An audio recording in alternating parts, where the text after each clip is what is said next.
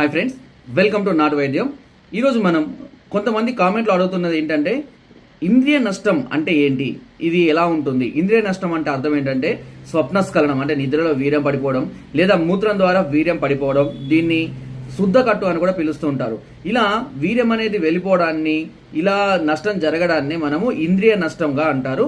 Proteins అనేటివి కూడా వెళ్ళిపోతూ ఉంటాయి. సో దీనివల్ల మనిషి చాలా బలహీన పడిపోవడము, చాలా వీక్గా కావడం అనేది జరుగుతూ ఉంటుంది. ఇలాంటి వారు వాడవలసినటువంటి మాత్రలు ఏంటి అంటే, ఒకటి వచ్చేసి కర్పూర శిలాజిత్తు, రెండోది అబ్రక భస్వం, మూడోది ద్రాక్షారిష్ట అనే సిరప్, నాలుగోది చంద్ర ప్రభావటి మాత్రలు. వీటిని రెగ్యులర్గా వాడుకుంటున్నట్లయితే ఈ ఇంద్రియ నష్టాన్ని క్రమక్రమంగా తగ్గించుకోవచ్చు. ఒకవేళ సమస్య తీవ్రంగా ఉంటే ఒకసారి పైన నెంబర్కి నాకు ఒకసారి కాల్ చేయండి. దానికి సంబంధించినటువంటి పరిష్కారం ఏంటని కూడా నేను క్లియర్గా చెప్తాను. సో ఫ్రెండ్స్, నా వీడియో కనుక మీకు నచ్చినట్లయితే లైక్ చేయండి, షేర్ చేయండి అండ్ సబ్స్క్రైబ్ చేయడం మాత్రం మర్చిపోద్దు. మీకు ఎలాంటి సమస్య